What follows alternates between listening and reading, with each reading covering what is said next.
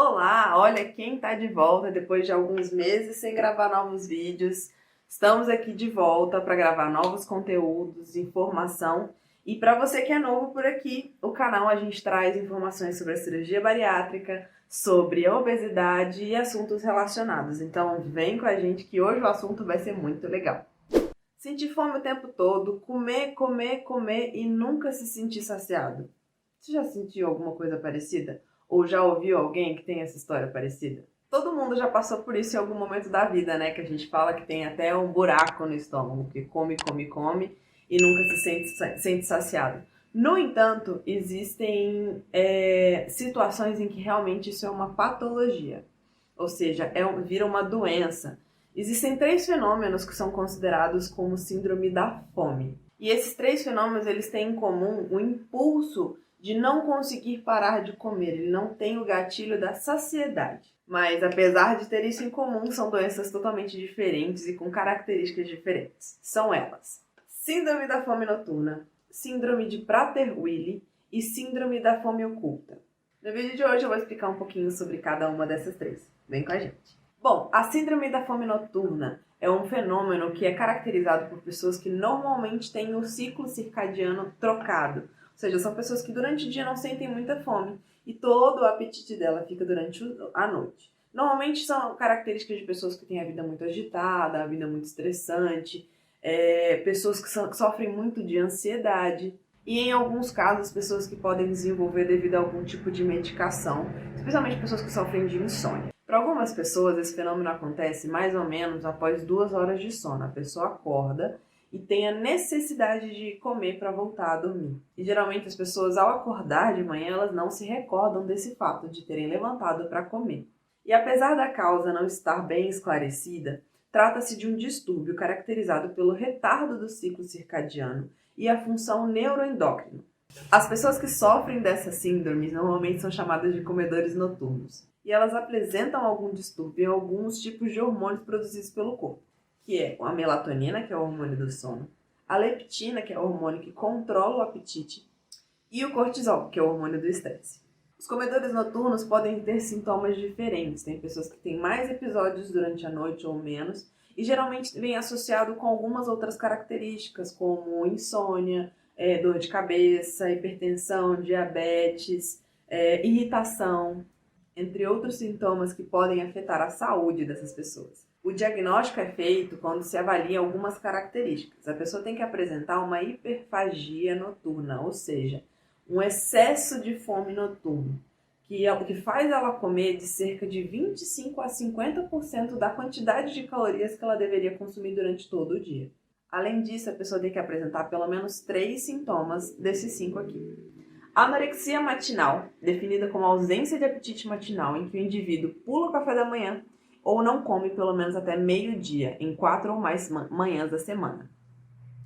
Forte necessidade de comer entre o jantar e o início do sono e durante o despertar noturno. Insônia, definida como a dificuldade de dormir ou permanecer dormindo pelo menos 4 a 5 vezes por semana. Crença de que comer é necessário para iniciar ou voltar a dormir. E humor deprimido ou ansiedade que piora durante a noite, deixando a pessoa mais agitada, irritada e deprimida. Bom, e como a gente faz para tratar essa síndrome?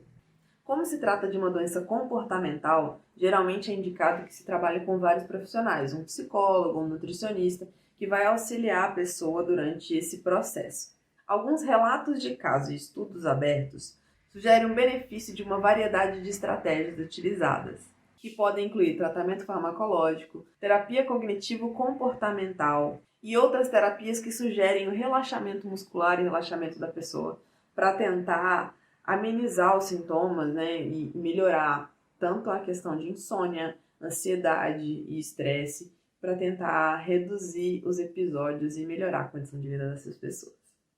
A segunda síndrome que eu vou falar aqui é a síndrome da fome oculta. E por incrível que pareça, apesar do nome, ela não remete à quantidade de comida que a pessoa come.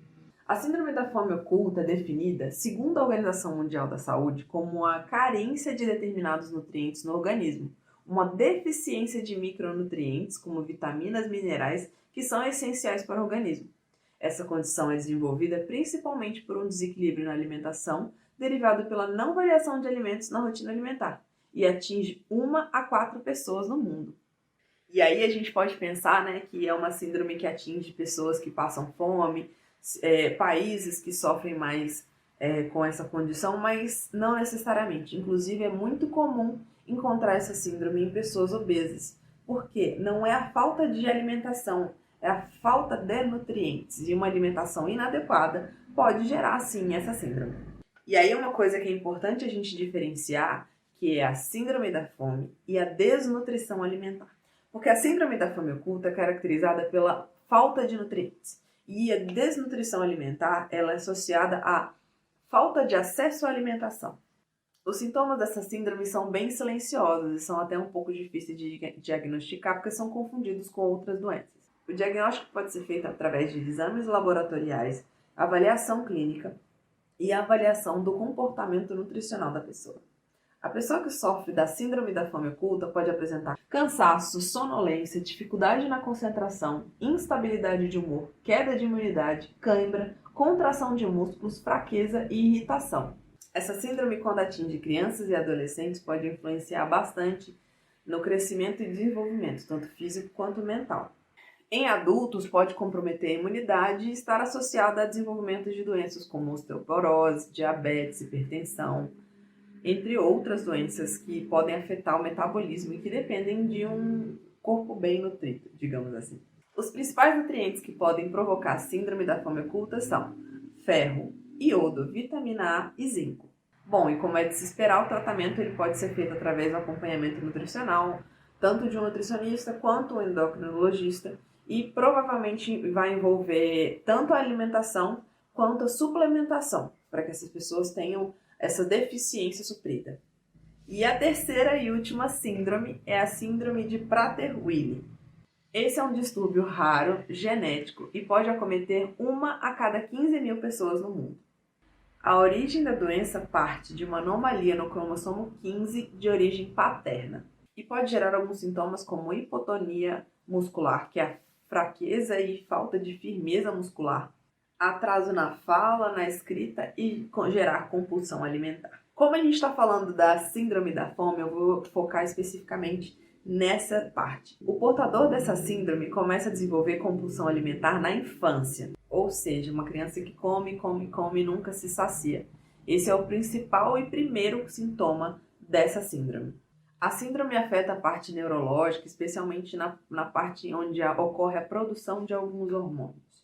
Por isso, a fome insaciável, que deve ser muito bem acompanhada de profissionais como endocrinologista, nutricionista, especialmente no desenvolvimento da criança, porque pode sim ocasionar em obesidade infantil muito precoce. Os sintomas variam de acordo com a idade. Os bebês apresentam falta de firmeza muscular e dificuldade na sucção. A partir de 6 anos surge a compulsão alimentar, já que o organismo não produz e não identifica a saciedade. E aí pode trazer o risco de desenvolver uma obesidade e suas comorbidades. A síndrome de Prader-Willi não tem cura, mas ela é tratável. A síndrome de Prader-Willi é uma doença crônica e não tem cura. A partir do diagnóstico, é importante que o tratamento seja feito por uma equipe multidisciplinar, para garantir que essa pessoa tenha qualidade de vida e sua saúde assegurada.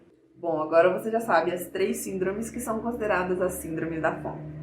E apesar de terem sintomas completamente diferentes e causas diferentes, a gente pode observar que a obesidade ela está presente nas 3. E por isso que é importante a gente observar, além de tudo, se alguma dessas características está presente na vida das pessoas que possuem obesidade. Porque a obesidade é uma doença crônica e, por isso, ela precisa ser muito bem observada e tratada com uma equipe multidisciplinar, para que o paciente tenha sucesso no seu tratamento. Bom, é isso. Espero que vocês tenham gostado desse vídeo. Se você gostou, já deixa seu joinha aí, se inscreve no canal, ativa o sininho para receber as notificações, porque vai ter muito vídeo novo. E me segue lá no Instagram, @MoniqueBrant. Lá eu compartilho meu dia a dia e é o dia a dia de uma pós-bariátrica de quase 9 anos. É isso e até a próxima.